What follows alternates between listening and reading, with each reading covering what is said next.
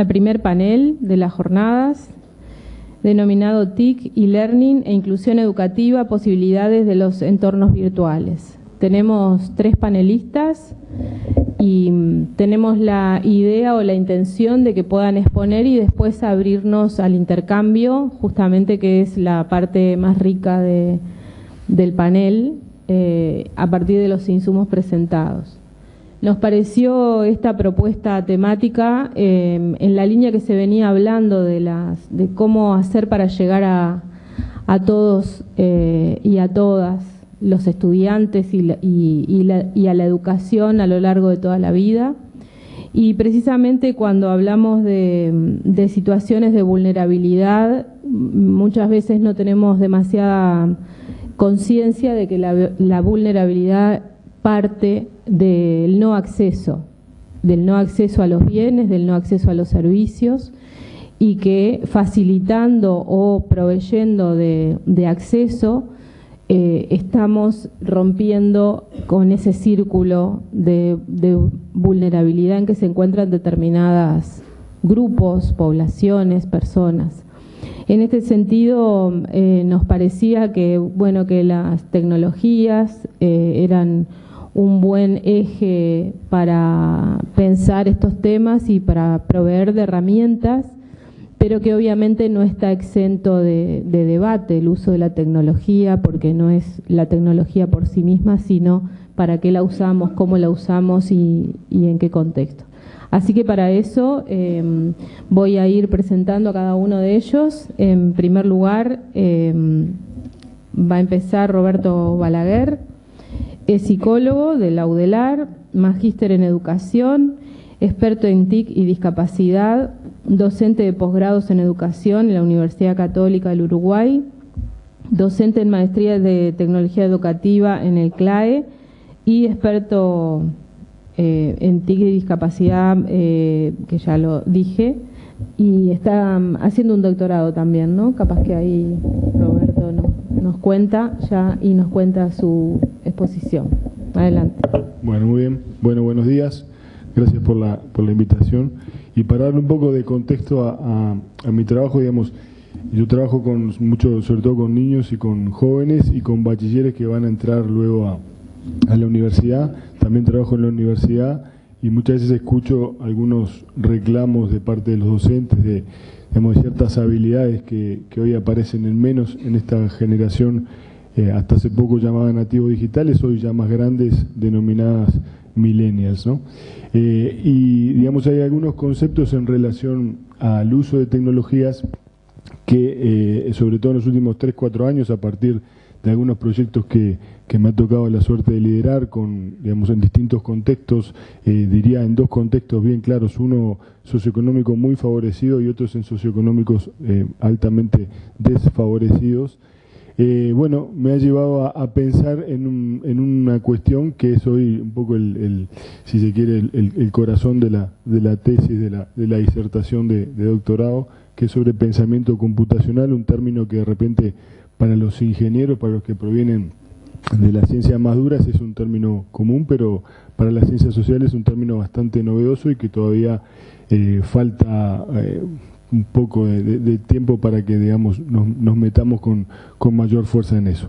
Mi presentación es larga, yo quizás en algún momento salté algunas cosas, le pido disculpas de antemano en relación a eso, pero bueno. A mí me gustaría pensar, ¿no?, y responder un poco a la pregunta cómo nos puede ayudar la tecnología a paliar algunas situaciones de diferencias, ¿no?, sobre todo diferencias de punto de partida, ¿no?, como recién decía María José, de diferencia de accesos, pero no solo de accesos, sino también diferencias de desarrollo, y esa va a ser la última parte de mi trabajo. Para ubicarnos un poco y darle contexto en relación a qué pueden brindar las tecnologías, hablaría de 2 niveles. Un nivel primero que sería más utilitario, por ponerle un nombre, y un segundo nivel más estructural que tiene que ver más con lo que a mí particularmente más me interesa en este momento, que es todo lo vinculado a pensamiento computacional y las posibilidades cognitivas y emocionales que puede tener el aprendizaje y el desarrollo de ese tipo de pensamiento. que voy a definir más adelante por si alguien, digamos, no lo maneja. Entonces, el primer nivel de oportunidades utilitarias tiene que ver con cosas que escuchamos mucho más frecuentemente, que son las oportunidades que nos brindan las tecnologías, oportunidades, digamos, de participación social en distintos ambientes. Originalmente, por ejemplo, con Ceibal se hablaba de una red mesh, una red que pudiera, digamos, unir a no importar a quién, no importar a dónde estuviera a través de esa red, o sea, una red inclusiva, digamos, por defecto, por cómo venía la tecnología. Hablamos de participación social de chicos de repente que tienen fronteras reales, pero tienen fronteras imaginarias, sobre todo, digamos, de Avenida Italia al norte hay varias fronteras imaginarias que a los chicos les cuesta cruzarlas porque sienten, bueno, que son discriminados, que son estigmatizados, y lamentablemente hay muchas, digamos, hay mucho acceso a la educación que queda vedado por ese tipo de fronteras. Hay participación social también en las redes sociales y en grupos de afinidad. Digamos, para decirlo de otra manera, un chico o una chica que hace 30 años nacía en Tranqueras, no sé si hay alguien de Tranqueras en el auditorio, no es nada personal con Tranqueras, siempre lo tomo como ejemplo, porque me gusta Tranqueras. Estaba, digamos, sujeto a conocer a la gente que vivía en Tranqueras, a hacerse amigos de la gente de Tranqueras, seguramente casarse con alguien de Tranqueras y vivir ahí y participar de las redes sociales de Tranqueras, que difieren, por ejemplo, bastante de redes sociales que están ubicadas en otros lugares del mundo, ¿no? A partir de las tecnologías uno tiene la posibilidad de participar en otras redes sociales y ampliar sus redes, no importa, digamos, dónde hayas nacido, dónde estés desarrollándote y haciendo tus amistades. Esto implica oportunidades también de formación en este nivel utilitario, es decir, posibilidades de, aunque vivas, vamos a irnos de Tranqueras, por ejemplo, a Lascano, aunque vivas en Lascano, tengas posibilidades a través de Coursera, a través de Udemy, a través de Myriad X, de hacer cursos en diferentes lugares del mundo, ¿verdad? Y acceder a información y a formación de primer nivel. Que no todos los jóvenes lo van a hacer de la misma manera, por eso yo tomo ahí lo que plantea la investigadora japonesa Ito, que hay tres tipos, digamos, de jóvenes en esto de la participación. La gran mayoría son los que hacen hangout, es decir, aquellos chiquilines que son los que habitualmente vemos en la facultad y los tenemos ahí en clase, que están básicamente mirando Facebook e Instagram, ¿no? Que no genera un gran desarrollo cognitivo ver Facebook e Instagram. Sí genera, digamos, posibilidades de conocer más y desarrollar algunas habilidades sociales, pero no apunta a un gran desarrollo cognitivo. La segunda categoría de mess around son los que, además de hacer eso, de repente tienen algún tipo de creación. Y los terceros, que son los que ella denomina geek out, son los menos, un porcentaje entre el 1 y 3%, digamos, de los jóvenes que son capaces de hacer desarrollos y realmente aprovechar todo el potencial intelectual que tiene la red.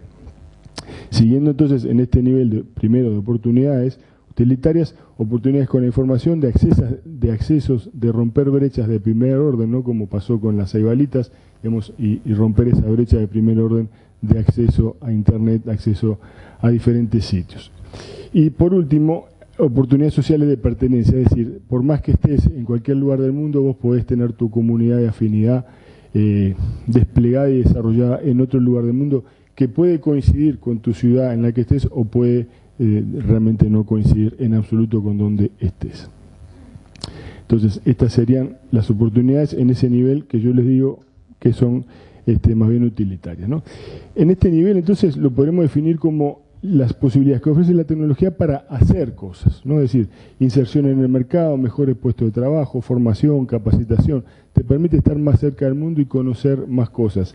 Y esto se corresponde con una demanda muy importante, no satisfecha a nivel en el mercado global, que está tratando de paliarse a través de distintas iniciativas, muchas de ellas impulsadas por los grandes conglomerados de software, de desarrollo, de redes, de tecnología en general, que necesitan, digamos, de mano de obra formada, que cada vez es una faltante en cualquier lugar del mundo, incluido el Uruguay. El asunto es que tenemos niños que, como vemos en la foto, de repente parten de situaciones diversas, ¿no? Y en digamos, desafío de formación, no todo el mundo, no todos los chiquilines van a ser capaces y esto ya lo veíamos en un primer libro que tuve el gusto de compilar, que fue sobre el Plan Ceibal, Los Ojos del Mundo, en el primer modelo OLPC a escala nacional, que acá el capital cultural pesa mucho. Es decir, vos podés tener la tecnología, pero si no tenés el capital cultural para hacer un adecuado uso, la tecnología per se no alcanza. Sí le va a alcanzar a aquellos, digamos, que tienen capital cultural, por lo cual, en definitiva, en ese sentido, en ese nivel, hasta puede haber una mayor diferencia que al inicio, ¿no? Una paradoja. Hay aspectos, digamos, de insertarse, cuando uno habla de tecnología, de insertarse en el mundo como ciudadano digital, como manejar la identidad digital en este siglo XXI, que tiene cada vez más importancia, es decir, quiénes somos en la red, qué dice en la red de nosotros, qué dice Google en una búsqueda, importa hoy muchísimo, cada vez importa más. Formación ciudadana sobre desafíos éticos, es decir, no solo lo que dicen, sino cómo se van a agrupar esos datos y perfilarnos para determinar mañana cuestiones. A mí este es un tema particularmente que me interesa, no es el foco de lo de hoy, pero a mí me interesa mucho porque sigo sosteniendo hace un par de años en distintos eventos que todavía no está en agenda el problema de cómo vamos a regular el perfilamiento de datos de la población. Y esto no se trata, digamos, de que nos accedan o no nos accedan a nuestra base de datos. Eso es absolutamente irrelevante, porque hoy nosotros estamos dando permanentemente datos a las empresas que hoy están habilitadas, los proveedores de Internet, a vender esos datos a empresas que perfilan y que mañana van a decir, bueno, usted tiene posibilidad de entrar acá, hacer esto, tener que su hijo vaya o no a una beca, que acceda o no a una universidad, que tome o no un avión, o que tenga o no un seguro de salud para ir a la situación más extrema que uno pueda imaginarse.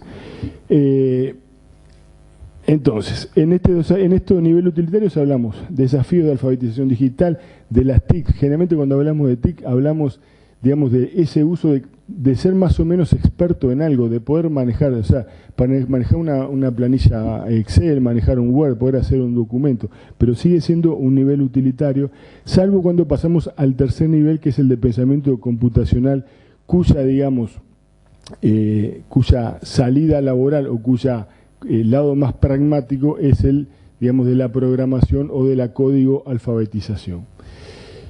¿Qué plantea, por ejemplo, lugares como la Comisión Europea para el mundo de nuestros chiquilines que están creciendo y que están desarrollándose a futuro? Bueno, plantean algunas cosas, ¿no? No voy a leerlas porque son datos, después yo les puedo dejar la diapositiva para que vean, pero básicamente, en esencia, lo que quiere decir es que el mundo que viene es un mundo altísimamente tecnificado, ¿no? Y que si no conoces de eso, si no tenés ese nivel utilitario de formación, tenés grandes chances, digamos, de quedar por fuera de eso y que realmente la robotización y la automatización te pase por encima. Podemos seguir manejando datos, ¿no? Pero hay algunas interesantes para pensar, sobre todo en esto último, ¿no? El 90% de los profesionales, por ejemplo, ingenieros médicos y enfermeros, desarrolladores de software, abogados y periodistas, técnicos, oficinistas o trabajadores agrícolas calificados deben tener al menos conocimientos digitales básicos. Es decir, prácticamente todas las profesiones. O sea, el que no tenga esas habilidades básicas, que cada vez lo básico es menos básico y es más complejo, va subiendo, digamos, ese nivel, bueno, tiene grandes chances de quedar afuera.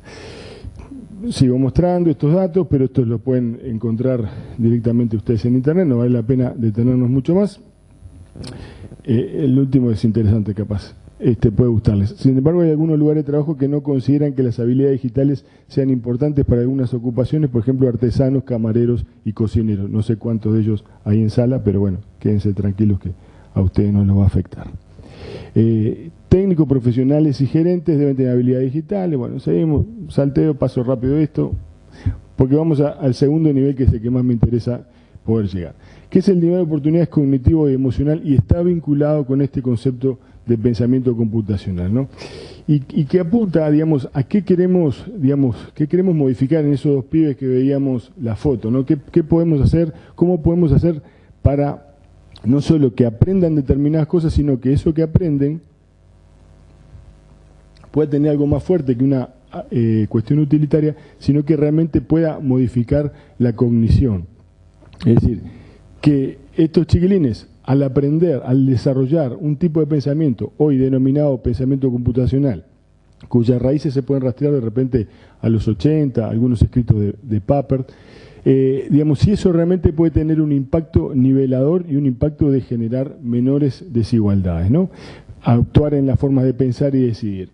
Hay una autora que se llama Janet Wing, que en el año 2006, en un artículo de divulgación, dejó algunos conceptos que hoy han sido tomados por todo el mundo y que define el pensamiento computacional como una actitud y unas habilidades para cualquiera, no solo para los científicos de la computación, que sería importante, digamos, que todos aprendiéramos y usáramos.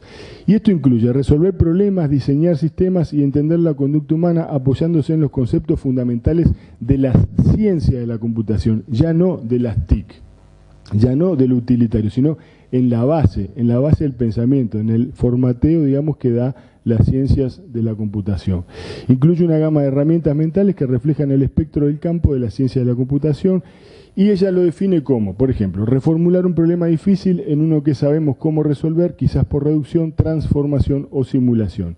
Es usar abstracción y descomposición al enfrentar una tarea larga y compleja o al diseñar un largo y complejo sistema. Para aquellos que vienen del campo de la ingeniería, esto es lo más habitual, lo que se enfrentan desde el día 1 en su aprendizaje. Es elegir, dice también, una representación apropiada para un problema o modelar los aspectos relevantes de un problema para volverlo tratable.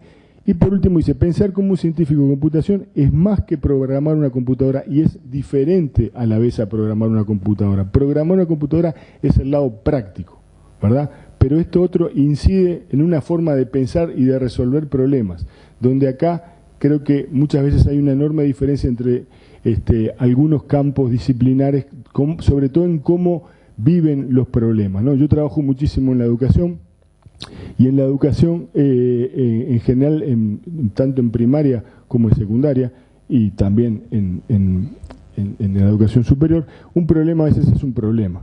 O sea, es un problema, es algo que hay que resolver, hay que terminar con esto. No hay que, o sea, es algo que molesta. Un problema molesta, se pone como un obstáculo, es una piedra, es algo que rápidamente llamen a alguien para que solucione este problema. Esa es la concepción, uno podrá estar o no de acuerdo, caricaturizada, si hacemos, yo no lo he hecho todavía, pero si alguien quiere después hacer algún tipo de encuesta para ver cómo se define un problema en uno y otro lugar, con gusto lo acompaño. Y a diferencia de, por ejemplo, cuando ustedes salen de acá, van a la facultad que queda acá al lado y vas a cualquier lugar, no importa, aleatoriamente y decís, muchachos, tengo un problema, ¿no? Y acá la gente se deleita con que vos vengas con un problema. O sea, lo más lindo que hay para ellos es que les traigas un problema. Y si es complejo y difícil de resolver, es mucho más divertido. Y esto que parece una cosa menor, yo creo que no es menor a la hora de resolver muchísimos problemas que tenemos en distintos órdenes, ¿no? ¿Cómo abordamos el problema? Y una de las cosas que hace el pensamiento computacional es justamente proveernos de herramientas para abordar los problemas de una forma mucho más segura. Por eso, digamos, también en una encuesta caricaturesca para que no tiene ningún basamento científico salvo la observación, podemos decir, bueno, ¿quién tiene mayor autoestima, ¿no? Un científico un ingeniero o cualquier otro profesional, exceptamos los médicos de esto, con relación a otros. Y el ingeniero cree que todo lo puede resolver, que para todo hay un algoritmo, no se preocupa, cree que todo es resoluble.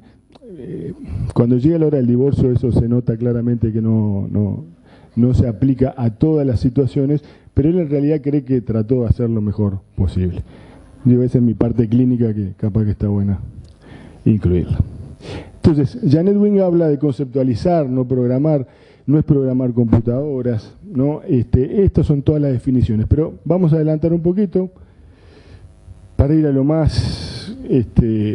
esta es una definición, digamos, de los elementos centrales del pensamiento computacional. Hay varias definiciones de distinto tipo, algunas más cognitivas, otras más operacionales, pero esta es una, digamos, que aborda 8 elementos que se entienden que son claves: de composición de problemas, abstracción, generalización, reconocimiento de patrones, visualización, diseño algorítmico, instrucciones precisas y análisis de datos. Pero bueno, entonces, saltemos también algunas cosas más. ¿Cómo estamos de tiempo? ¿Me quedan 5? Perfecto, bien. Entonces, vamos al final, entonces, porque para esto nos lleva, digamos, a donde queremos ir, que es, por ejemplo, preguntarnos, entre otras cosas, qué es la pobreza, ¿no?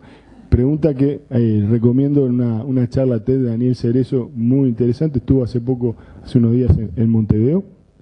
Vale la pena ver esa charla, pero él dice, la pobreza no es algo unidimensional y no tiene solo que ver con la economía. A través de su historia personal, Daniel Cerezo nos cuenta cómo rompió las múltiples capas de la pobreza de cultura, la pobreza de dignidad, la pobreza de oportunidades y el resto. Una mirada fascinante a por qué la pobreza es un círculo vicioso, un barco que escora a través de cadenas interconectadas. El pensamiento computacional podría llegar, es una hipótesis que habría que probar, habría que investigar más. Bueno, en eso estamos algunas personas, tratando de ver cómo puede alterar razonamientos de este tipo.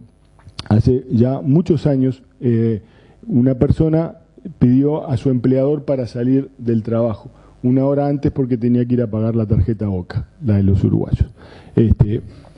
Y entonces le dijo, bueno, pero ¿a qué hora cierra? No, porque él salía, creo que a las 7 y OCA cerraba a las 7, entonces le pidió para salir, pero dice, pero te tengo que descontar esa hora. Sí, no importa, pero no quiero dejar de pagar porque después me cobran recargo.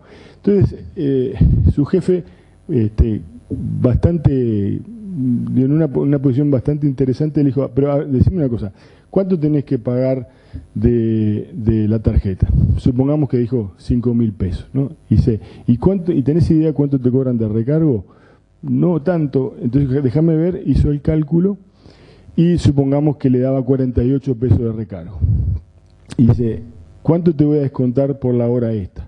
Y son como, supongamos, 50 pesos en aquel momento.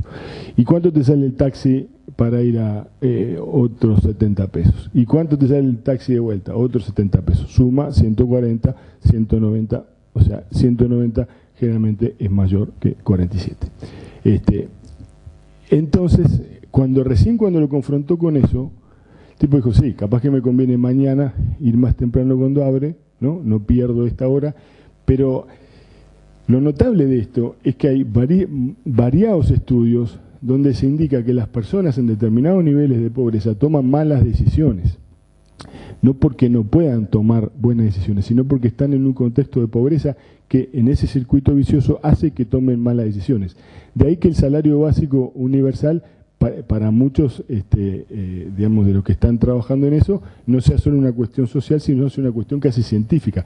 Llegado a determinado nivel, las mismas personas, ¿verdad?, cuando tienen resueltas determinadas cuestiones, toman decisiones igual que cualquier otra persona, ¿no? Entonces, justamente el pensamiento computacional, una de las cosas que trabaja es en resolución de problemas y en toma de decisiones. ¿Y qué nos encontramos? Que tenemos en esta multidimensionalidad del desarrollo del niño, que no voy a entrar a esto, pero digamos, un niño en un contexto o en otro tiene todas estas cuestiones, ¿no?, que hacen a que, llegado su momento y tener que ir a pagar o no OCA, tome una u otra decisión, ¿no?, para ponerlo una cosa bien concretita. Y lo que tenemos, según algunos estudios acá en Uruguay, es que depende el contexto, el quintil en el que tú estés, digamos, algunas habilidades, cómo se desarrollan. Y me voy a detener más en esta de resolución de problemas, que vean cómo, digamos, si uno divide pobres y no pobres, como los pobres, digamos, están altísimamente más en la zona de monitoreo límite, o sea, en zona más compleja, y mucho más en zona de riesgo. Lo mismo pasa a nivel socioindividual, lo mismo pasa a nivel de comunicación. Todos elementos estos que, digamos, cuando se analiza el desarrollo del pensamiento computacional, se trabajan todas estas cuestiones. Es decir, se apunta a desarrollar a través de conceptos, a través de prácticas, se modifican estas variables que, digamos, en nuestro país están planteadas de esta manera, ven los rangos normales según el quintil, ¿no? En comunicación, ¿cómo cambia, ¿no? ¿Cómo cambia la comunicación siendo del quintil 1 o siendo del quintil 5? En realidad, vieron que acá no hay gran variación, pero sí en los sectores del quintil 1. Motricidad gruesa es de las más equilibradas, motricidad fina cambia, pero resolución de problemas también se dispara, ¿no? Y que tiene que ver con este ejemplo aparentemente tonto de la tarjeta OCA. Si diferenciamos niñas y varones, ¿no? También volvemos a tener en resolución de problemas, fíjense cómo los niños todavía tienen mayores dificultades que las niñas, esto es lindo para las feministas, y en lo socioindividual también los niños tienen mayores problemas en eso, ¿no? Y niños que tienen problemas en lo socioindividual tienen muchos mayores problemas, muchas mayores posibilidades de ser desertores y por lo tanto abandonar, digamos, los estudios y jamás llegar a la educación superior.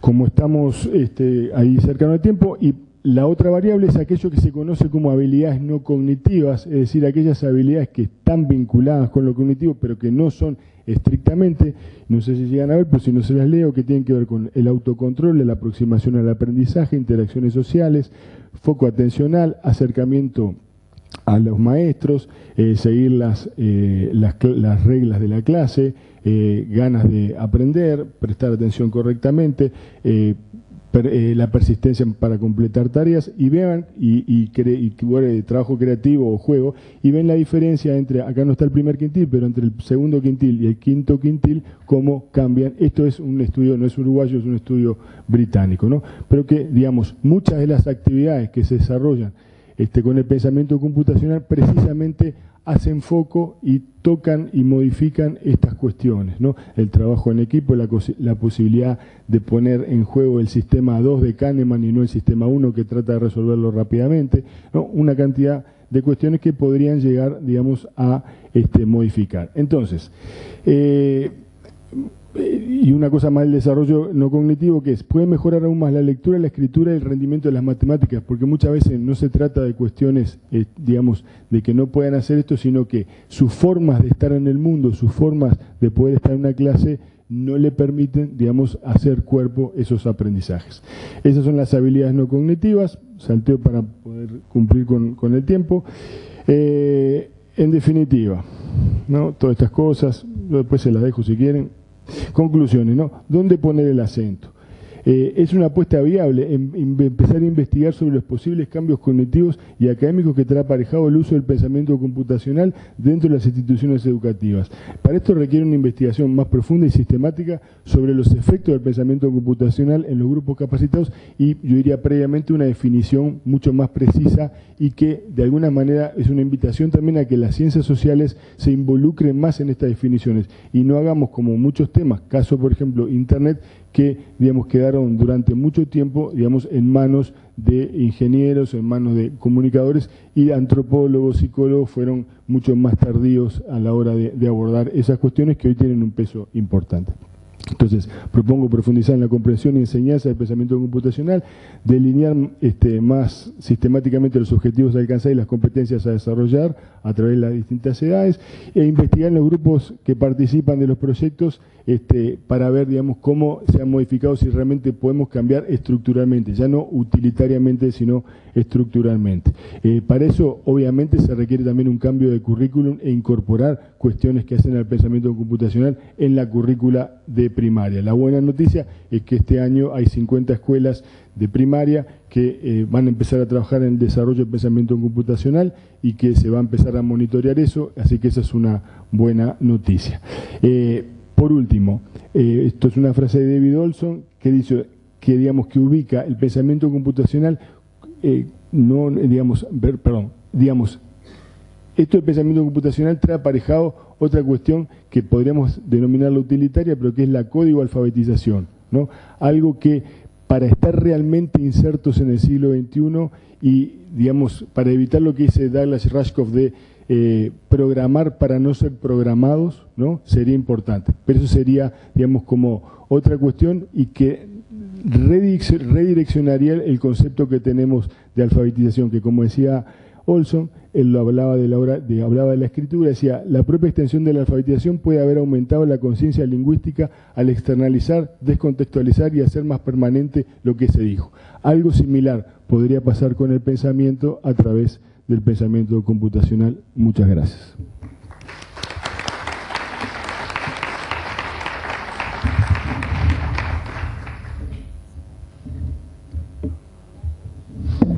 Gracias, Roberto. Ahora le damos la palabra a Paola Incabeles, de Ecuador. que podríamos empezar haciéndole la encuesta que dijo Roberto, porque es ingeniera de sistemas, ¿no? También experta en TIC y discapacidad, diplomada en gerencia social y políticas de discapacidad, diplomada en evaluación de educación superior, especialista en desarrollo intelectual, magíster en diseño multimedia y está haciendo un doctorado en ingeniería y ciencias de la información y del conocimiento. Así que le damos la palabra. Muchas gracias, María José. Pues buenos días con todos, con todas. Para mí es un honor el compartir este panel, también el estar aquí con ustedes. Y pues empiezo, pues como señalaba Roberto, posiblemente con una previa disculpa. A veces mi mente está un poco más técnica, más ingenieril. Así que en este sentido, pues lo que quiero es compartirles experiencias, información asociada a aquello de que ya no es tan TIC, ya es como una ciencia de la computación, como señalaba Roberto, y la experiencia en lo que es temas de accesibilidad de e-learning. Pues prácticamente esta es la temática que espero me avance en todos el tiempo que tengo. ¿Sí? Pues cuando hablamos de un ambiente virtual, del e-learning, hablamos de muchos componentes que están detrás de ellos, de muchos factores, de muchas entidades. Aquí lo llamamos dimensiones organizacional, desde la misma institución, en nuestro caso la universidad, la comunidad académica, quienes toman las decisiones adecuadas o las que requieren para esto, la dimensión pedagógica, cómo es que lo van a hacer, de qué forma, y bueno, la dimensión tecnológica, que cada vez logra un requerimiento, un compromiso mayor de quienes trabajamos en entornos virtuales. Cuando hablamos de ambientes virtuales, de e-learning, pues vienen siglas. Pues los ingenieros nos manejamos con muchas siglas, palabras un tanto medio extrañas, pero pues hablamos de los famosos LMS, que es un término para hablar del campo virtual, el elemento del sistema de gestión de aprendizaje, y atrás de ello encontramos a Moodle, a edX, a Tutor, a Blackboard, dependiendo de la universidad, la decisión que haya tomado, cómo lo controla. Pues sí, esto tiene que ver con el departamento de sistemas, la unidad en la cual ellos instalan esta aplicación, y pues como que nosotros como docentes o como estudiantes lo que hacemos es usarlo, ¿no?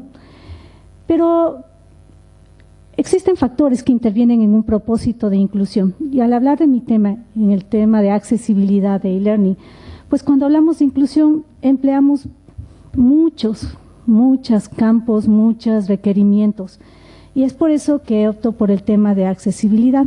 Entonces, factores que intervienen en un propósito de inclusión: la tecnología, la pedagogía, la comunidad académica y los aspectos organizacionales. Al hablar de accesibilidad, a veces lo asociamos solo con personas con discapacidad, pero no es así. Creo que hemos escuchado bastante al respecto, ¿no? Pero pues aquí habíamos señalado, la accesibilidad va más allá de un concepto, método, proceso asociado a la discapacidad.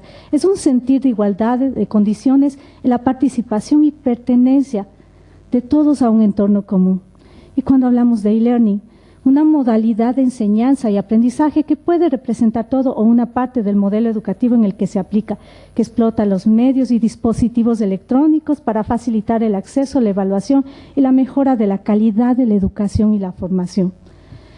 En cuanto a reglamentaciones, a leyes, pues tenemos a la ONU en la Convención sobre los Derechos Humanos y su protocolo facultativo, que señala que los Estados partes reconocen el derecho de las personas con discapacidad a la educación con miras a hacer efectivo este derecho sin discriminación y sobre la base de la igualdad de oportunidades. Los Estados partes asegurarán un sistema de educación inclusivo a todos los niveles, así como la enseñanza a lo largo de la vida. Pues nos enfocamos en este tema, pues yo trabajo en la Universidad Politécnica Salesiana, en la Cátedra UNESCO en Tecnologías de Apoyo para la Inclusión. Posiblemente el campo de mayor cercanía justamente ha sido estudiantes con discapacidad en la universidad. Así como ha ido progresando las distintas tecnologías que nos señalaba Roberto, y nosotros hemos estado presentes en cada una de ellas, pues han habido sus fases, tanto en lo que es accesibilidad como es en e-learning. No hablamos de las mismas páginas web hace algunos años atrás que lo que tenemos hoy, con esta interacción de lo que podemos hacer, lo que podemos desarrollar. de lo que podemos crear sin necesidad de ser informáticos. Entonces, pues a lo largo de la historia teníamos reglamentos de accesibilidad que servían para ese entonces y para ese entorno. Un entorno cliente-servidor, el usuario era usuario y solamente operaba. Pero ahora tenemos otras cuestiones, otras potencialidades que se han visto complementadas desde trabajar en ambientes virtuales. El poder hablar de que tenemos plataformas inteligentes, personalizadas, con posibilidad de mundos 3D, de web semántica, aplicaciones móviles, toda la interacción, como que da a pensar que ya no es un problema del informático y su departamento, sino el que también sepamos aprovechar, manejar esta tecnología.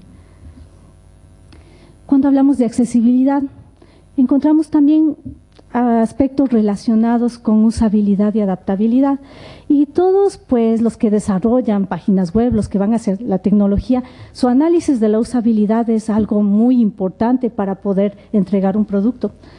Pues tiene que ser efectivo, eficiente, y hablamos de satisfacción del usuario. Hablamos de efectividad, que sea compatible con todo. Cuando hablamos de eficiencia, poder realizar tareas de manera completa, en forma autónoma, intuitiva, evitar los esfuerzos innecesarios. Y esto vamos a ver en varios casos. Esfuerzos innecesarios, ¿cómo puedo yo tener un esfuerzo en esto? Pues tan simple como cuando ustedes llaman a una operadora de teléfono y diga, y ahora marque este, y marque tal número, y marque tal, y uno está marca y marca números hasta que le responden. Algo similar les sucede cuando ustedes dan, de clic aquí, y sigue entrando, y otra vez clic, y otra vez clic. Entonces son cosas que pues pertenecen a un diseño no muy acorde ni muy coherente, que es netamente enfocado en productos informáticos, ¿no? Pero cuando hablamos de todo esto enfocado en un ambiente virtual, es cuando nosotros como docentes, nosotros como productores de recursos, ya tenemos que ver como diseñadores de recursos también, ¿sí? Entonces, aquí habla, y la adaptabilidad, me decían, adaptabilidad no es lo mismo que adaptación. Adaptación, pues uno se adapta, ¿no? Adaptabilidad es la cualidad que tienen las cosas, y en este caso, como lo veo yo, los recursos, de poder tener capacidad de adaptación al autoaprendizaje, al plan de formación, al acceso. Si algo puede realizarse es accesible, pero si el esfuerzo generado por una persona es alto comparado con el de otros, ¿será que es esto realmente accesible? Entrando en esto de e-learning, y pues hablarles de objetos de aprendizaje en una forma sencilla, pues lo que les podría decir es un objeto de aprendizaje, es todo lo que tiene que ver con entregar la información a nuestros estudiantes, ¿sí? ¿Quiénes son los que ponen la información en los ambientes virtuales para compartirlo? Pues somos los profesores, ¿sí? ¿Cómo generamos, cómo explicamos, cómo potencializamos, qué empleamos? Ahí es cuando la creatividad del docente entra en juego, la vocación, la forma, la estructura, en fin. Pero cuando hablamos de objetos de aprendizaje ya tiene como una connotación global de poder tener todas las bases pedagógicas y metodológicas de poder entregar la información y que responda también a unas preferencias de usuario y a un grupo de recursos estructurado de una forma coherente de acuerdo a cada materia. Bueno, aquí tengo un pequeño objeto de aprendizaje. Nosotros,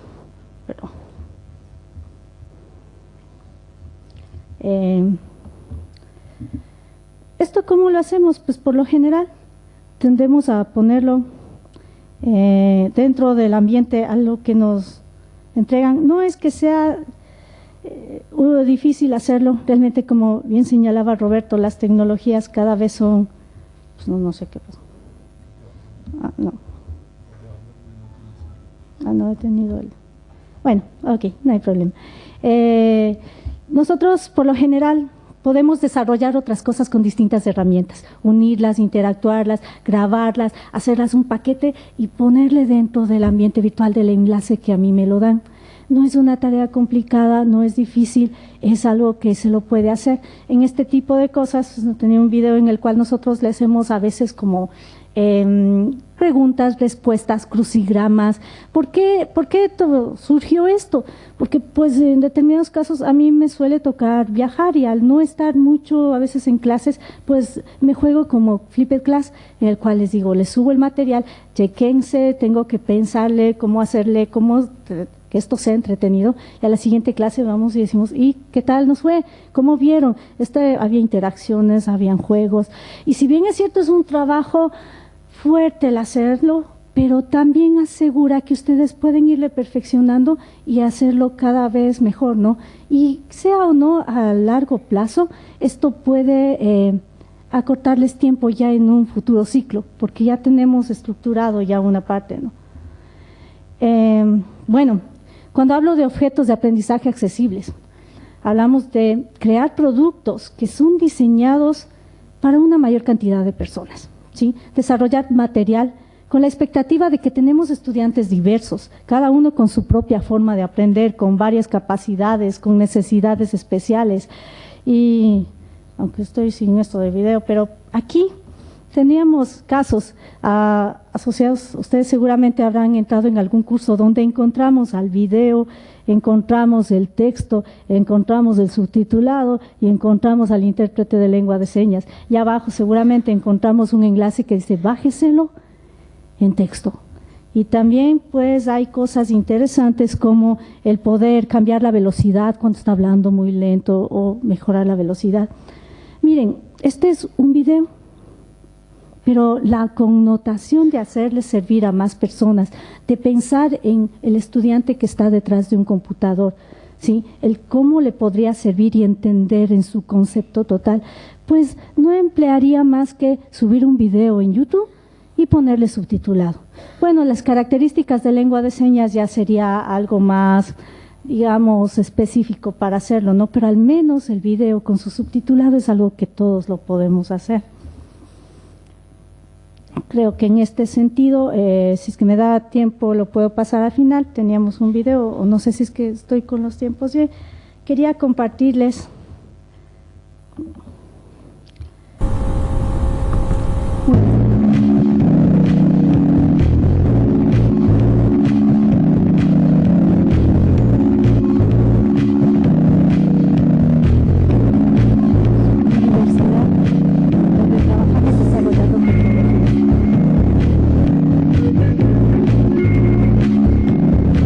Hola, me encuentro en la Universidad Politécnica Salesiana, en su centro en Guayaquil, asistiendo a un simposio sobre tecnologías inclusivas y discapacidad. Y tengo el placer de tener a mi lado a Margarita y Carla. Margarita es vicepresidenta de la Federación Internacional de Sordociegos. Margarita, ¿tú utilizas el ordenador? Necesito la computadora con el programa YOS. Lo utilizo en este momento el YOS 13, pero en otra computadora que tengo el YOS 14. Y como no escucho la voz sintética del YOS, requiero una línea braille. Esta línea braille está conectada al computador mediante un cable. Entonces pasa la información a mi línea braille y puedo hacerlo. Con ella puedo utilizar todo lo relacionado a texto. Cuando, por ejemplo, me sale una figura, me dice un grabado o figura, tal extensión, eso hace el programa YOS, lo que me va avisando. Utilizo el programa Outlook Express para los correos electrónicos, tanto para recibir como para enviar. Además de eso, también el Office 10 o 2010, ahora y 2003, también lo utilizo para mis informes de trabajo y todo lo relacionado a escritos. Entonces yo puedo ver, también suelo ver los cuadros de Excel, pero no con mucha claridad. A veces tonteo un poco, pero sí logro leer con paciencia. También puedo ir a las páginas web cuando requiero alguna cosa de importancia o cuando necesito navegar en los almacenes y darme cuenta de lo que hay para tener idea de cómo es. Algunas puedo, otras no.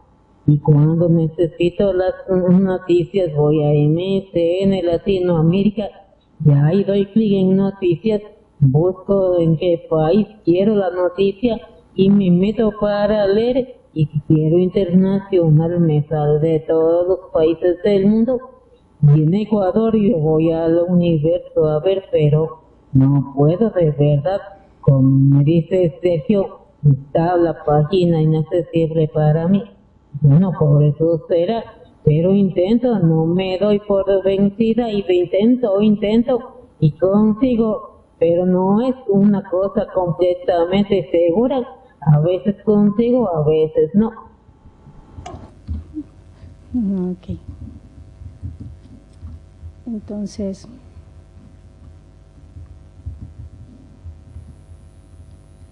volviendo a mi presentación. Bueno, Sonia Margarita tiene 2 profesiones y una maestría. También dictó clases en mi universidad. Como ustedes vieron, es sordociega. Y pues, ¿quién mejor para comentarnos de los temas de accesibilidad?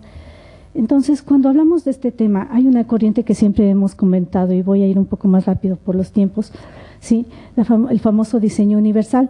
Y recurrir a cómo surgió esto, pues me hizo pensar en algunas historias de algunos inventores relacionados con la creación de su invento y que los justificó.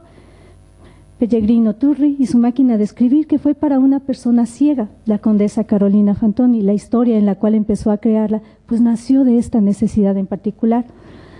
Alexander Graham Bell y el tema que tiene de los teléfonos, y bueno, ahora alguna especie de discusión, pero él era experto en lengua de señas. Su madre y su esposa eran sordas, y tal es el caso que él era profesor y fue profesor de Helen Keller, ¿sí? Con su método Tadoma presionaba sus dedos sobre la garganta para poder saber qué sonido emitía y cómo lograr una imitación. Entonces son conceptos de grandes inventores que posiblemente ni nos hubiésemos imaginado que detrás de ellos había un conocimiento o una necesidad de esto. Y cuando yo hablo de este tipo de cosas, de inventos de otras áreas, pues también llegamos a los famosos productos de apoyo. ¿Cómo es? ¿Solo sirve para ellos? ¿O cuál ha sido la connotación actual y cómo se han transformado en gadgets? Sí, cuando hablamos de gadgets, objetos específicos con una funcionalidad particular que todos quienes estamos aquí, me parece que alguno de ellos hemos usado. Google Maps y su voz sintetizadora, ¿de dónde salió esa voz sintetizadora? El hablar del teclado predictor, pues cómo se nos hace difícil a veces escribir mensajes, se nos va el dedo por otro lado y el texto predictor, pues miren de dónde salió antes, ¿no? De un producto de apoyo. El que digan, ¿quién está llamando en audio? ¿Por qué? Porque posiblemente no estoy o estoy manejando y no lo puedo ver. Entonces me dice quién está manejando. Y todo lo que es el tema de contrastes. Veo en mis alumnos su particularidad de escoger contrastes, nivel de altos contrastes, posiblemente les facilita la lectura. Entonces, aquí señalaba Javier Romanoch, todo esfuerzo que dediquen a extremos de la diversidad de funcionamiento humano, al final son reconocidos por todo el mundo. Él tiene tetraplegia y dice, a mí no me pasa nada, es el mundo el que está mal hecho. ¿Sí? Cuando hablo de un diseño universal, pues justamente es hablar de esto, de que sea algo para muchos, ¿sí? Y bueno, aquí hay un largo camino en esto. El uso coherente de adaptabilidad, accesibilidad, usabilidad es algo imprescindible cuando uno piensa en diseñar esto. Y vuelvo a reiterar el tema de que esto no es un tema de informáticos, esto es un tema de todos los que hacemos algún producto.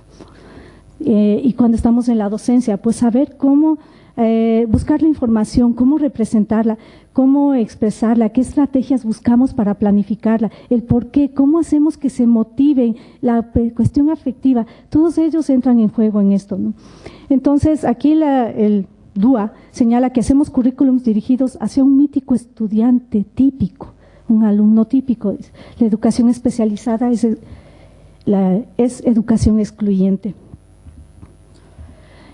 Sin alargarles mucho, creo que en e-learning tenemos muchos estándares, certificaciones, cumplimientos, se han inventado en varios países, a veces depende de la universidad, depende del estado, las formas como certifican para que esto se siga dando. También existen varias normativas que respaldan esto. En el caso de mi país, nosotros podemos aceptar una normativa siempre y cuando sea ISO, ¿no? Y depende de los estudios que realicen. Así que un poco comentarles, pues hay un listado de normativas ISO relacionadas a e-learning, accesibilidad, en una gran cantidad, y muchas de ellas creadas desde el 2009 y recientemente hasta el 2017. Ok, en esto, un poco para ir concretando. Pues sabemos que hay un tema, sabemos que no es tanto un problema, sino una oportunidad disfrazada. El rato en que un docente se topa con un estudiante con discapacidad, pues hay muchas cosas por hacer. Yo pienso que la creatividad aumenta, mejora. Hay muchos pasos, diagnósticos, planeaciones, implementaciones, el estar en constante prueba de qué es lo que está pasando, cómo lo hago, cómo lo voy desarrollando. Pero sin irnos al área de que pues el informático ha de ser el que resuelva esto, un simple ejemplo, Word, ¿sí? ¿Cuántos de nosotros hemos trabajado? Y simplemente hacer un documento en Word accesible, pues yo creo que ya contribuimos bastante a que el estudiante con discapacidad o sin discapacidad lo pueda pasar a audio y puede escucharlo en su celular mientras se va trasladando en el transporte. Entonces, cosas tan básicas como solamente darse cuenta del idioma del documento, o es manejar un esquema de títulos, o manejar una letra que sea fácilmente entendible, leíble. Por eso les ponía todas estas letras, ¿no? Pues la más clara y la que ustedes pueden leerle más rápido, ¿cuál sería?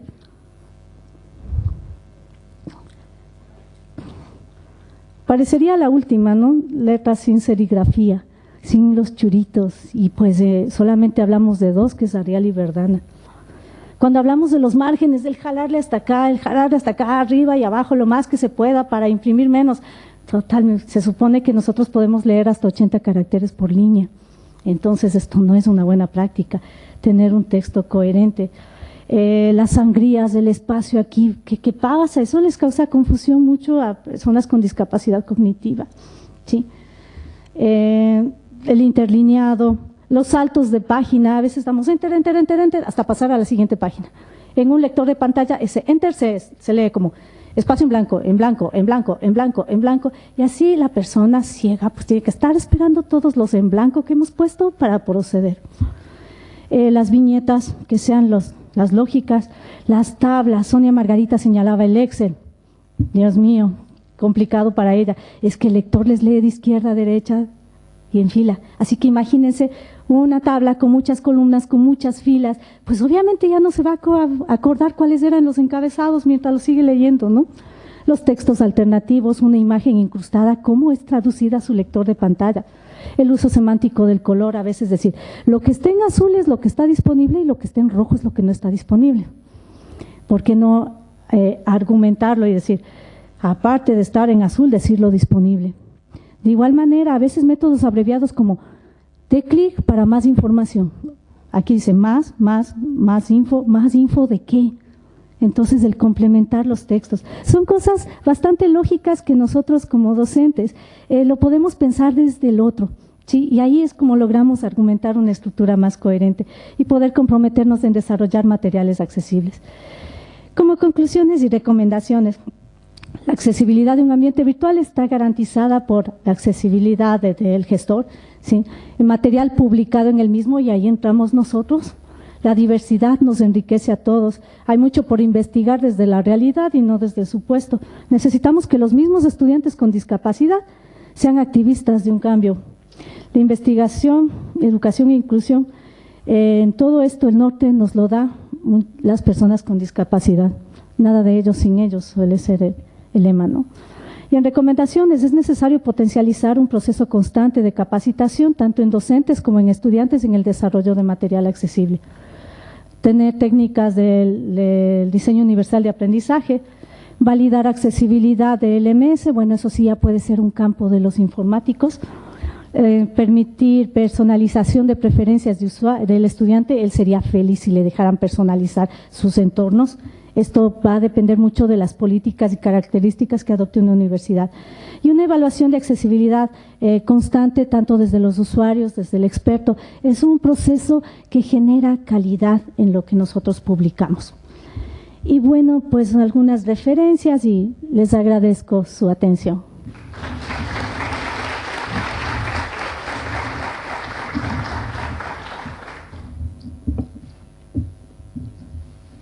Bueno,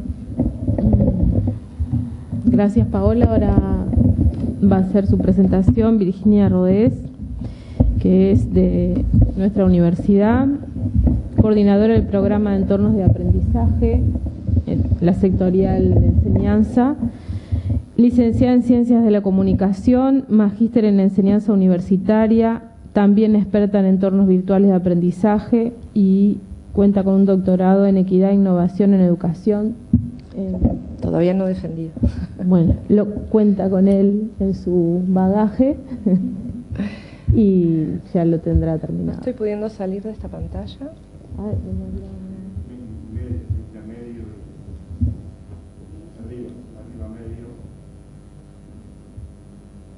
Salir. Muy bien, Peláez. Que era eso, tanto rock que...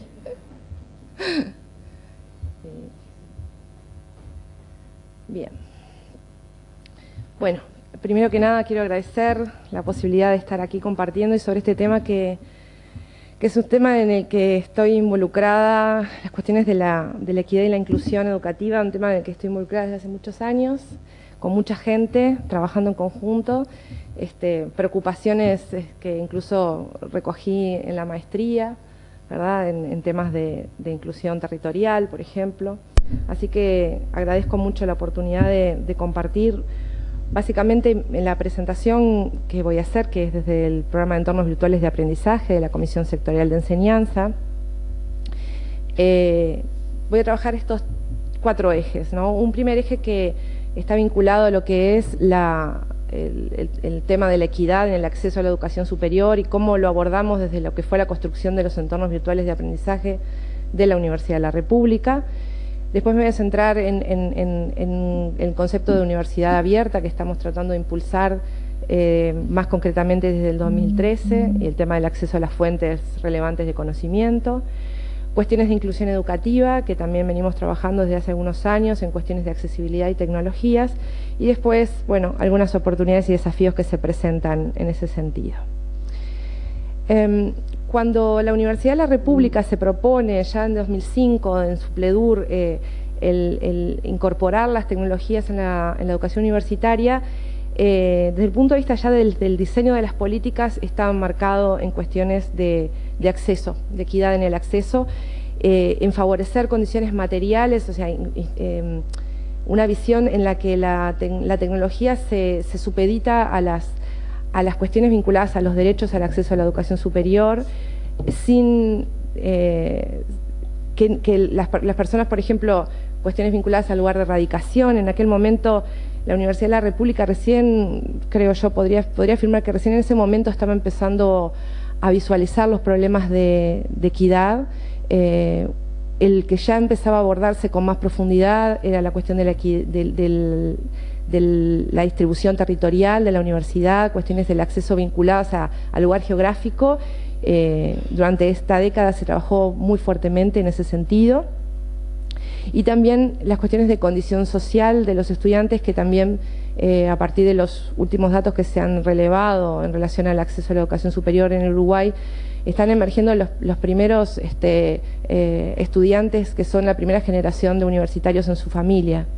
O sea que este trabajo que empieza a consolidarse, o sea que tiene orígenes mucho más atrás, pero que empieza a consolidarse especialmente en 2005, esa identificación de las cuestiones de la inclusión, parece ser un tema que logramos abordar y que logramos transformar algunas de las situaciones en las que estábamos en ese momento.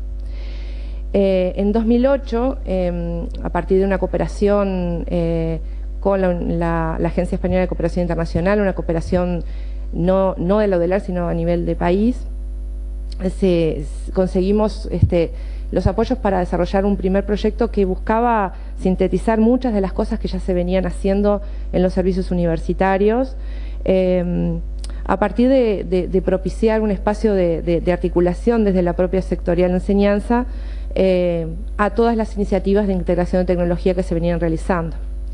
Y en particular, entre los objetivos que perseguía el proyecto TICUR, estaba otra vez la cuestión de la formación avanzada para toda la vida. También aquí aparece la dimensión de género vinculada al acceso a las tecnologías, la condición social, la inserción laboral o el lugar de radicación, pensando en los entornos virtuales como propiciadores del acceso a personas que, por ejemplo, por cuestiones de género vinculadas a maternaje o cuidado de los demás, no podían asistir a las aulas, o la inserción laboral, personas que en situación de trabajo que les impedían dedicar horas para el estudio o asistir a las aulas. Entonces eso era parte de los lineamientos de política educativa que impulsaron el entorno virtual de aprendizaje. O sea, no una perspectiva instrumental de integremos la tecnología, sino la tecnología con un fin, y que prácticamente diría que el eje de la incorporación tenía que ver con la equidad en el acceso y con la inclusión. Esto fue posible, vamos a ver algunos resultados a partir del trabajo de muchísima gente que se involucró.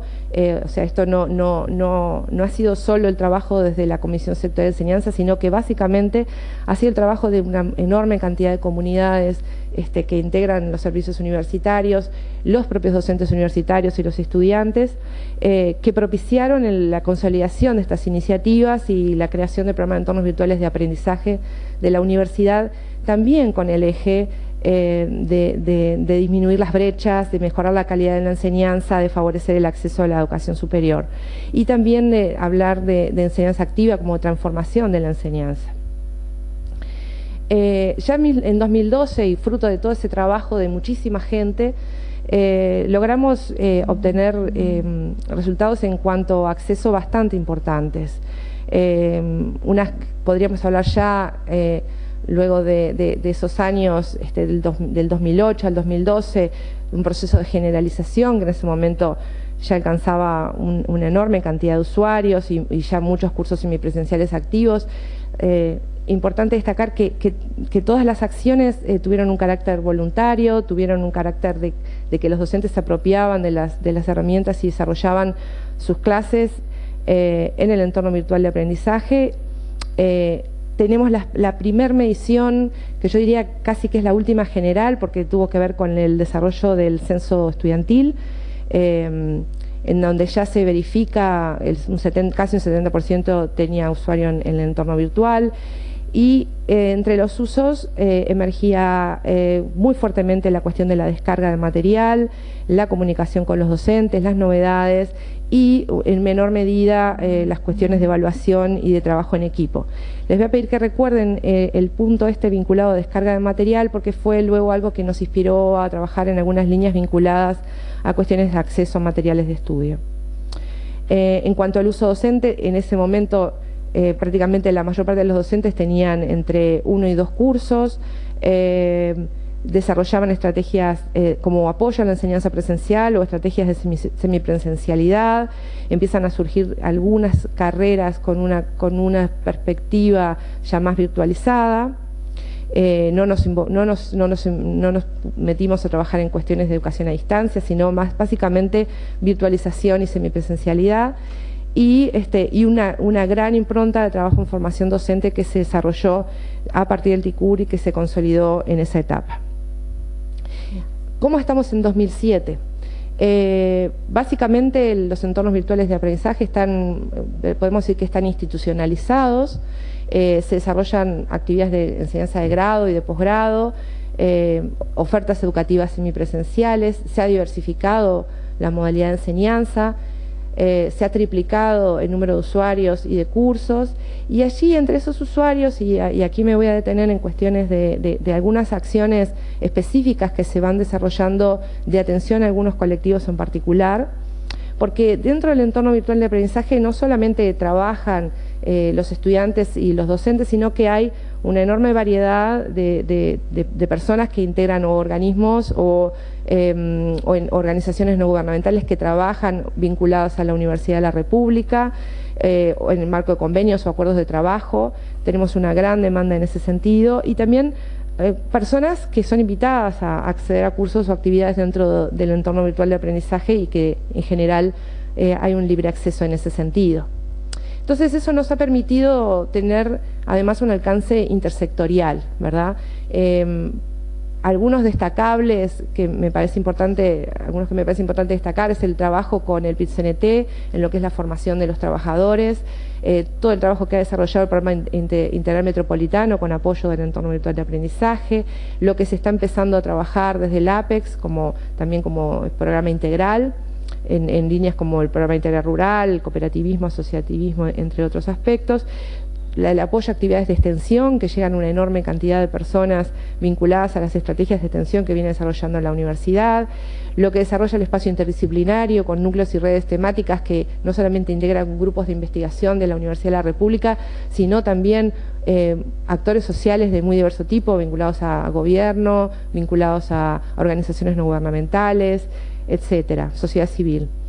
Y también se ha hecho un esfuerzo muy grande en lo que es el uso del entorno virtual de aprendizaje para la educación permanente y la actualización profesional, donde ahí también se llega a una gran cantidad de colectivos, por ejemplo, la actualización permanente de los egresados que están dispersos en el territorio, o el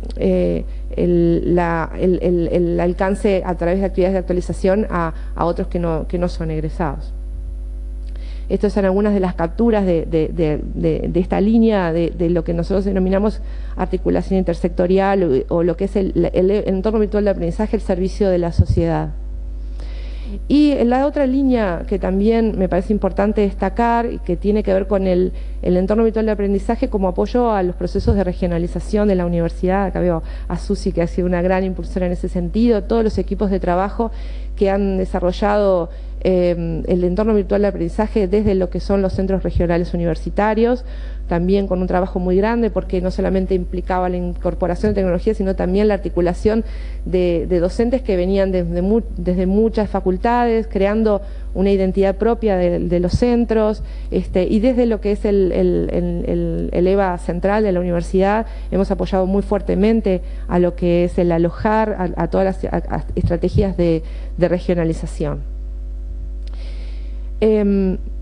A continuación, entonces, las cuestiones vinculadas al acceso a las fuentes de conocimiento. Nosotros cuando en 2013 nos enfrentamos a que, bueno, habíamos alcanzado cierto grado de generalización, desde el Consejo Directivo Central felicitan a todos los equipos de trabajo que han estado involucrados en esto y nos piden dos cosas.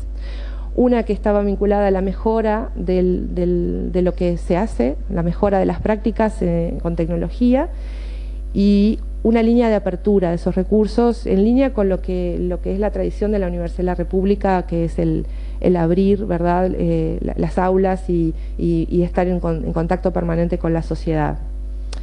En ese sentido nosotros empezamos a impulsar una línea de trabajo que le hemos llamado Educación Abierta, que se sostiene por un lado en Maseva, que es enriquecer a los entornos virtuales de aprendizaje con algunos componentes de multimedialidad, también de posibilidades de interacción no sincrónica, y también básicamente, y me parece acá destacable ver el tema de lo que fue los lineamientos políticos que le dimos a esta cuestión de la apertura de los recursos y de las prácticas. Empezamos a trabajar muy fuertemente en lo que es la diseminación de una política de recursos educativos abiertos para lo que son los recursos desarrollados para la enseñanza, o sea, lo que es el licenciamiento con licencias abiertas de los recursos que se desarrollaran en principio desde la propia secretaría de enseñanza y otros impulsando el trabajo en los servicios también para incorporar esta línea de desarrollo de recursos educativos abiertos. También sustentado en prácticas educativas abiertas, o sea, mostrar lo que se hace dentro de la universidad a través del uso de tecnologías. Eso involucraba algunas líneas que vamos a ver más adelante. Y básicamente la cuestión del uso de software libre. Hoy Roberto hablaba por ejemplo, cuestiones como el uso de Coursera o de Myriad X como instrumentos para el desarrollo de cursos abiertos, masivos y en línea, que es alguna línea que emergía en ese momento. En 2012 fue el boom, en 2013 nos pedían que desarrolláramos MOOC o que se desarrollara una línea de cursos abiertos, y ahí tomamos una decisión que en ese momento fue bastante crítica y que tenía que ver con seguir aspirando a que todo nuestro trabajo estuviera vinculado al desarrollo de software, en software libre, y que además estuviera alojada en servidores de la universidad. Esto porque la emergencia de servicios como Coursera o Myriad X, que por ejemplo algunas universidades de América Latina estaban empezando a incursionar, tenía que ver con la emergencia de proveedores de educación superior, intermediarios de educación superior, empresas que venían a integrar el nuevo escenario de la educación superior. Para nosotros eso era muy peligroso. También tenía que ver con una asimetría muy grande en cuestiones de dónde se genera el conocimiento y dónde se consume, ¿no? Entonces, gran parte, si bien teníamos la posibilidad de acceder a cursos de prestigio internacional, de universidad de prestigio internacional, de las Ivy Leagues, en realidad también tenía que ver podría llevar a un movimiento de vaciamiento de la función social de las universidades y tener sectores que consumen y otros que producen, ¿no? Incrementando esa brecha geopolítica en cuanto a lo que es el desarrollo de contenidos. Entonces, para nosotros fue fundamental sustentarnos en estos 4 pilares y desarrollar nuestras políticas de educación abierta y de incrementar el acceso a las fuentes de conocimiento a partir de estas políticas de apertura y de uso de software libre. Lo que desarrollamos básicamente en lo que es el enriquecimiento y la apertura lo denominamos MASEVA, o sea, algunas cosas que se vienen a sumar a EVA como ecosistema digital de aprendizaje, y que tenía que ver implicaba la grabación de clases de modo automatizado, el desarrollo de clases en línea, el desarrollo de polimedias o videos en la línea multimedia, y el desarrollo de cursos abiertos, recursos abiertos y algunas experiencias que tuvimos que ver en ese sentido con la creación de libros de texto abiertos. Esto es un ejemplo de cómo es el portal multimedia de la universidad, que está integrado también a Moodle. Y allí tenemos, por un lado, estamos empezando, tuvimos un primer piloto en el que se animó Peláez a trabajar, ya no con grabación automatizada, pero sí ahora, a partir de algunas estrategias que se impulsaron desde el financiamiento de la propia sectorial, el dotar de equipamiento para la grabación de las clases tenemos ya en psicología operativo el sistema, con 5 cursos que ya están trabajando en la grabación de las clases, un total de 72 clases, 108 horas de grabación, y estamos empezando a trabajar ya en la instalación de estos equipos en Facultad de Ciencias Sociales, en Información y Comunicación y en Ciencias Económicas y Administración. Lo que nos permite esto es que no solamente está siendo utilizado enormemente por los estudiantes que utilizan las clases para repasar, o como aquellos que no pueden venir por cuestiones de que viven lejos, o por cuestiones laborales, o por cuestiones vinculadas a la maternidad, por ejemplo, el cuidado, pueden acceder a las clases que se dicten, ¿no? Pero tiene también un impacto muy fuerte en que personas que no sean estudiantes de la universidad también puedan acceder a lo que son las clases, lo que se desarrolla dentro de la universidad. Nosotros también en este sentido trabajamos estas clases grabadas son recursos educativos abiertos, son de libre acceso y están publicadas abiertas en el portal.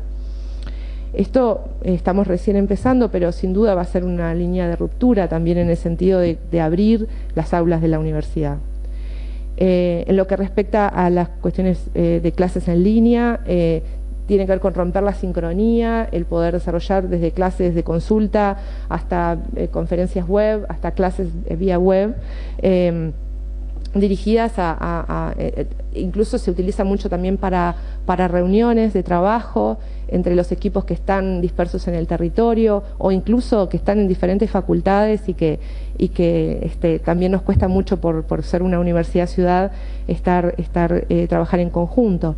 Ya también tenemos ahí una importante cantidad de cursos utilizando esta herramienta. Las polimedias en la universidad, diríamos que es el producto que más rápidamente ha sido adoptado por los docentes. Tiene que ver con la grabación de pequeñas unidades didácticas o pequeños contenidos vinculados a unidades didácticas. En un año y medio de puesta en producción del servicio, ya hay más de 300 videos que son también, tienen unas 60.000 visualizaciones. Esto habla de que no solamente lo estamos mirando desde la universidad, sino que hay otros sectores que también pueden acceder a esa información y también no solamente a nivel del país, sino a nivel internacional. El área de cursos abiertos es el área que aún no hemos logrado consolidar. Implica ahí sí abrir mucho las prácticas, implica mostrar todo el diseño didáctico del docente. Para nosotros es una línea a profundizar porque tenemos, por ejemplo, el dato de que en la web del programa de entornos virtuales de aprendizaje, en el portal, después de noticias es la página más consultada. O sea, hay gente buscando cursos abiertos de la Universidad de la República. Entonces ahí tenemos una de las líneas de desafío a profundizar en ese sentido. Lo que tiene que ver con recursos educativos abiertos, estamos trabajando con el Colibrí.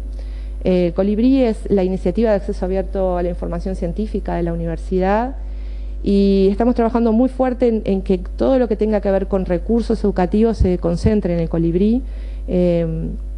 Y ahí el desarrollo que tenemos en este momento es la adaptación de Colibrí a lo que es el modo de catalogación que tienen los recursos educativos. Y en particular me parece importante también mencionar en esta línea todo lo que fue el trabajo en el proyecto Latin, que es la iniciativa latinoamericana de libros de texto abiertos, una iniciativa de trabajo colaborativo y regional entre universidades que producían libros de texto entre docentes de diferentes universidades y luego eran adaptados, un poco lo que contaba hoy la compañera, ¿no? La adaptación a los contextos diferentes, pero de un mismo texto, también rompiendo esa simetría de consumidores de contenidos y poder generar los libros de texto también desde la propia universidad.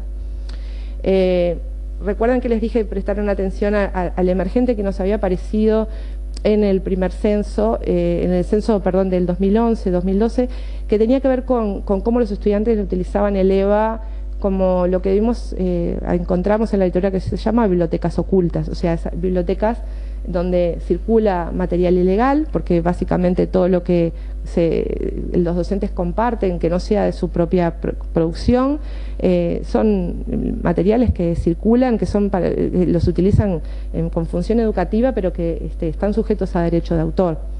Las bibliotecas ocultas entonces funcionan como espacios donde circulan contenidos que deberían estar contemplados por las excepciones y limitaciones al derecho de autor.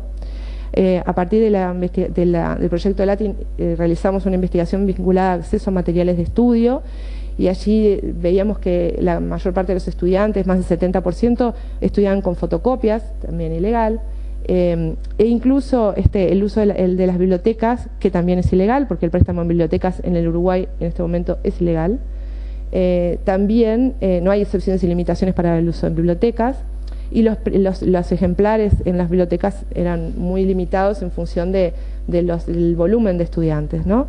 Entonces ahí empezamos a trabajar en una línea muy fuerte de incidencia política en lo que es el trabajo para generar una modificación, una reforma de la ley de derecho de autor que tuviera que ver con el trabajo que se incorporaran excepciones y limitaciones al derecho de autor y también que tiene que ver aquí con algunos de los datos que recabamos y desarrollamos una campaña en conjunto con la Federación de Estudiantes Universitarios en lo que es empoderar a los estudiantes con esta información que era relevante en relación a los costos ocultos de la formación universitaria, porque hablamos de acceso, tenemos acceso libre en la universidad, pero el costo insume prácticamente el 40% del presupuesto, ¿no? Es una gran cantidad de presupuesto de la familia del estudiante. Y con respecto a los docentes, también veíamos que había una gran vocación por la publicación en abierto, por que los contenidos que se generan con los fondos de la universidad fuesen gratuitos, y adoptar el modelo de recursos educativos abiertos como un modelo de producción académica de la universidad. Entonces, eso fue lo que hemos estado trabajando muy fuertemente en esta área de cuestiones de acceso a los materiales de estudio. Hay algunas otras experiencias, pero me focalicé en esas. Y por último, si me permiten un poquitito más, meterme en la cuestión de la formación virtual accesible. Por suerte tuvimos también una introducción muy interesante en cuestiones de cómo transformar los entornos virtuales de aprendizaje para que sean accesibles. Tenemos que el entorno virtual de aprendizaje que todos utilizamos, especialmente el que está en el EVA central, tiene estándares de accesibilidad, pero lo que no tiene son estándares de accesibilidad en los materiales que desarrollan los docentes, ¿no? Que es una de las dimensiones de la accesibilidad. Entonces creamos un Moodle 3A, un Moodle que garantizamos que todo lo que se desarrolla dentro de ese EVA está con estándares, cumple con los estándares de accesibilidad, y allí se han desarrollado muchos cursos de formación de docentes en desarrollo de materiales accesibles, vinculado a 2 proyectos, uno de Mercosur Educativo y otro de un Alfa 3, de desarrollo de formación virtual accesible. Y también ya en este momento estamos trabajando junto con el MIDES en la formación de docentes y de funcionarios del Estado en el desarrollo de formación accesible, desarrollo de materiales accesibles. El otro hito fue la creación del Núcleo Interdisciplinario de Recursos Educativos Abiertos y Accesibles, que integra la dimensión de apertura con la dimensión de accesibilidad, o sea, no solamente objetos de aprendizaje accesibles, sino también abiertos, o sea, cumpliendo estándares de apertura de todos estos recursos. Y una de las iniciativas más fuertes en este sentido tuvo que ver con la creación de la Biblioteca Digital Accesible en el marco de un proyecto financiado por el programa FRIDA, que nos permitió hacer una adaptación en el marco del Tratado de Marrakech, que es un tratado que acaban hace unos pocos años que se han firmado y que en este momento se están ratificando en los países, en la gran mayoría de los países de América Latina, que permite el acceso, establece excepciones y limitaciones para material que esté con derecho de autor para personas que no pueden acceder al texto impreso, no solamente personas ciegas y con baja visión, sino personas que tienen problemas de, no sé, tetraplegia, cuestiones de movilidad, que no pueden sostener un libro. Entonces están contemplados dentro de este tratado, y nosotros desarrollamos una de las primeras iniciativas de bibliotecas accesibles, que lo que nos permitió fue adaptar libros de texto de enseñanza primaria y media, básicamente pensando en que el acceso a la educación superior es un tránsito y que en general las personas con discapacidad visual se quedan en el nivel de la primaria, hay muchas dificultades para acceder a la educación media, y entonces nos centramos en esos 2 sectores. Ahora estamos junto con María José intentando un nuevo proyecto que nos permita trabajar en lo que es ya los libros de texto universitarios, y se aloja como una colección especial en Colibrí. También acá estamos trabajando en una excepción para el Colibrí para poder incluir esta biblioteca. Y por último, me parece importante destacar que también estamos incursionando en una línea de traducción en lenguaje de señas de las polimedias que se vienen desarrollando, y esto en conjunto con el MIDES y el PRONAVIS. Bueno, como oportunidades y desafíos, si me permiten un minutito más, algunas de las cosas que ya se han mencionado, cómo entender a las tecnologías en escenarios de alta disponibilidad tecnológica. Como decía Roberto, ya la cuestión no es el acceso a las tecnologías, eso es el nivel 1, pero en un contexto donde hay acceso prácticamente universal, especialmente en Uruguay podemos hablar de acceso universal a sistemas que nos permiten acceder a contenidos e información, tenemos que trabajar en otros componentes que, por ejemplo, transitar de las tecnologías para la enseñanza a las tecnologías para el aprendizaje. Creo que nos hemos centrado mucho en los docentes desarrollando la enseñanza, pero hemos fallado en lo que es la evaluación de los impactos en los aprendizajes, y en eso estamos trabajando desde el año pasado en desarrollar más estrategias vinculadas a cuestiones de evaluar los aprendizajes con tecnologías. Las cuestiones de las nuevas alfabetizaciones, algunas también las mencionaron mis compañeros, pero tiene que ver con cómo las personas se apropian de la tecnología, si son alfabetización digital, alfabetización en información, alfabetización en nuevos medios, transmedia, hasta cuestiones como las que mencionaba Roberto de inteligencia computacional. También importantísimo en este campo pensar siempre desde una perspectiva de innovación crítica, o sea, las tecnologías no se adoptan porque sí, las tecnologías no son un bien en sí mismo, no son un valor, no son lo nuevo. Las tecnologías, estamos en un medio que prácticamente somos cada vez más híbridos, más digitales, entonces todo lo que involucre la incorporación en contextos de enseñanza tiene que estar inspirado desde la pedagogía, ¿verdad? Me parece importante algunas cosas que estamos empezando a trabajar en atención a personas privadas de libertad y cómo podemos desarrollar estrategias a distancia para atención a estos colectivos, y también el trabajo que se puede hacer en lo que estamos hablando de las nuevas migraciones. Uruguay está teniendo su tercera ola migratoria en el país, y es algo que podemos hacer mucho desde el uso de las tecnologías y en particular de los entornos virtuales. Profundizar las cuestiones de los cursos abiertos, tanto para el acceso a la educación superior como para actividades de extensionismo y divulgación. Profundizar las cuestiones del acceso universal a los materiales de estudio en base al trabajo con esto de las excepciones y limitaciones, pero también el diseño universal de los materiales de estudio.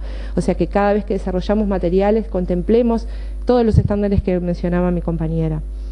Y algo que también quería recoger de la conferencia de hoy de mañana, más temprano, que es la cooperación interuniversitaria y regional. Tenemos una gran dificultad para poder articular el desarrollo de la educación superior en la región, y eso nos hace que en cada lugar estamos inventando la rueda, en cada lugar estamos creando los mismos diseños curriculares, los mismos contenidos, y con el proyecto Latin vimos que hay un gran potencial del uso de las tecnologías para apoyar la creación colaborativa y regional, y el poder empezar a hacer tránsitos más flexibles entre los países.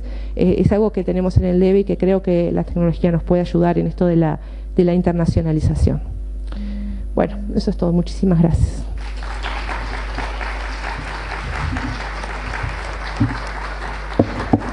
Bueno, muchas gracias. Tendríamos ahora un espacio para el intercambio, para preguntas, para comentarios, para opiniones. Creo que ha sido una mesa que, si bien tiene un mismo eje, se han vertido diferentes perspectivas del uso de las tecnologías, de los entornos virtuales de aprendizaje. Algunos, bueno, como recién acaba de presentar Virginia, más enfocado en la educación superior, pero como posibilidad de abrir la educación superior a otros ámbitos, ¿no? Colectivos, sociales. Creo que también se ha atravesado las posibilidades como dispositivos de enseñanza a lo largo de toda la vida, en todos los niveles educativos, y también cómo focalizar en poblaciones que de repente necesitan algunas cuestiones que Paola decía, el estudiante mítico, ¿no? Como que pensamos que todos somos iguales y generamos entornos de aprendizaje para una generalidad que no es tal, y en alguna medida fue explicitado también por los colectivos. De repente se mencionaba situaciones de pobreza, niños en situaciones de pobreza, y Paola mencionaba situaciones de discapacidad, también con diferentes enfoques, ¿no? De repente centrado más en cómo el modelo computacional nos puede proveer de herramientas para pensar modelos para mejorar los procesos cognitivos y afectivos, y por otro lado se planteaba cómo atender las necesidades de las personas y en función de ellas adecuar las tecnologías. Entonces creo que es sumamente variada la temática que se abordó en la mesa, por lo tanto supongo que debe haber generado diferentes inquietudes. Si alguien se anima a romper el hielo.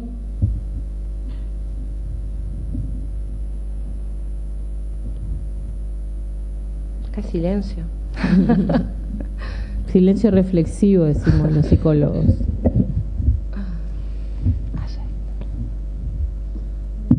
Bien. Tenemos micrófono.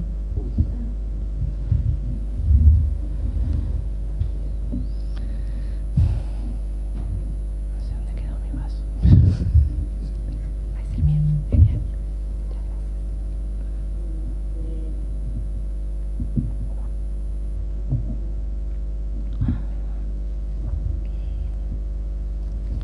Mientras nosotros van pensando otras preguntas.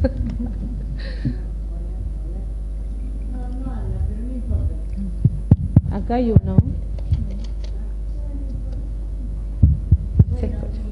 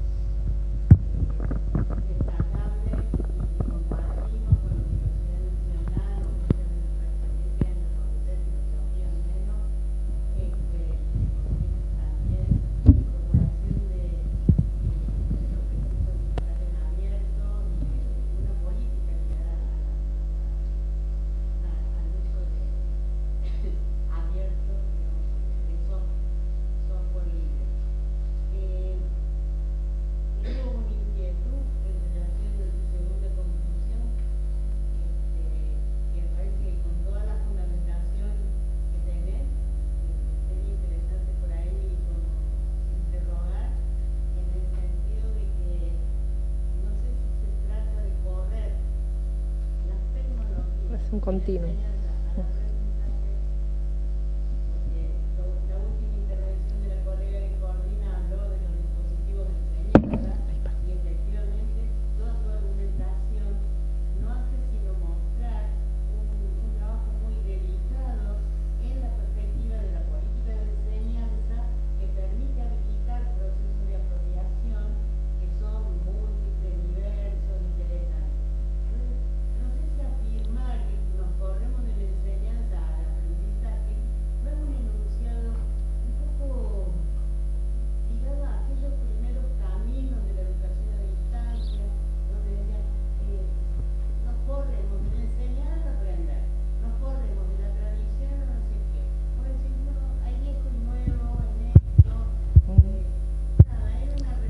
Está muy buena. A ver, es que en realidad yo lo quise plantear como un continuum. Quizás no fui muy feliz al plantearlo, de la enseñanza, de las tecnologías de la enseñanza al aprendizaje, y quizás eso es como algo un poco interno, porque yo realmente creo que tenemos que profundizar mucho en la evaluación de cómo ha impactado en los aprendizajes. Nuestras acciones han estado muy orientadas a la adopción por parte de los docentes, que eran como el punto clave en favorecer los desarrollos, ¿no? Pero creo que en general, no solamente en lo que tiene que ver con los aprendizajes con tecnología, sino en la evaluación de las trayectorias estudiantiles por parte en todo lo que involucra el trabajo en la universidad, la vida universitaria, los trayectos de los estudiantes. Y entonces nos hemos puesto como desafío poder meternos a poder ver qué pasa con los estudiantes porque damos por hecho, hablábamos de los millennials, hablamos, ¿no? O sea, se hablaba de los nativos digitales, de los migrantes digitales, de las competencias con las que vienen los estudiantes, que si bien tenemos que estamos en el marco de escenarios de alta disponibilidad tecnológica, como dice Karina León, sin embargo, lo que son las nuevas alfabetizaciones, hay un gran debe. O sea, los estudiantes no necesariamente por acceder a la tecnología saben utilizarla con sentido, pueden hacer búsquedas que tengan que ver, identificar la información, cuál es la relevante, el poder utilizarla para apropiarse, para poder producir, para poder crear, para poder desarrollar nuevos sistemas, ¿verdad? Entonces, tiene más que ver como con no olvidarnos que hay un continuum y que tenemos que trabajar en todo ese continuum. Era más que nada algo que identificamos nosotros como equipo de trabajo, como algo a profundizar en esta segunda década, porque el año que viene cumplimos 10 años, aprovecho a tirar un aviso parroquial que vamos a celebrar los 10 años, pero entonces, bueno, ¿en qué podemos empezar a hacer foco cuando tenemos ya institucionalizado el EVA, ¿no? En la mejora de la enseñanza y en evaluar los aprendizajes con tecnología. Era un poco, tiene que ver con una agenda interna. Y te agradezco mucho sí, del autoaprendizaje, por ejemplo, claro, sin duda. En ese sentido, no estamos hablando de eso, no estamos hablando de que las personas aprendan solas, ni los mitos del autoaprendizaje, sino más que nada ver cómo poder trabajar con los estudiantes para que puedan apropiarse de la tecnología de un modo con sentido, ¿no? A eso.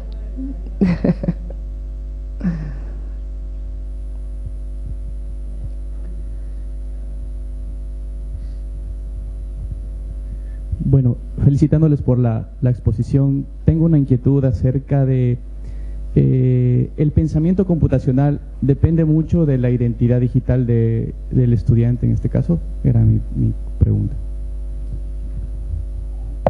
No, son dos conceptos, digamos, separados. Es decir, identidad digital es todo aquello, digamos, que existe en la web, sea producido por ti o sea producido por otros, y que termina definiendo quién sos tú, cómo apareces tú, digamos, a nivel de la web, ¿no? Eso sería una definición más o menos de identidad digital. En el caso del pensamiento computacional, va más por procesos cognitivos, por el desarrollo de un tipo de pensamiento específico que se solapa con otros, pero que tiene carácter de especificidad y que apunta, digamos, a desarrollo de determinadas habilidades para resolver problemas en cualquier contexto más allá de la computación. No sé si soy claro con... ¿Sí?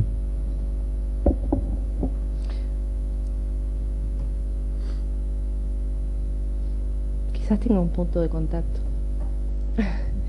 Porque el tema del uso de los datos, por ejemplo, tiene mucho que ver con la identidad digital. Bueno, lo que pasa es que, digamos, conocer, digamos, cómo funciona la identidad digital te lleva a tomar determinadas actitudes, determinadas conductas y a no llevar a cabo determinadas otras conductas para proteger tu identidad. O sea, en ese sentido, tener un mejor desarrollo del pensamiento computacional te puede llevar, digamos, a que tu identidad digital de alguna forma mejore. Sí, ese podría ser un punto de contacto. Sí.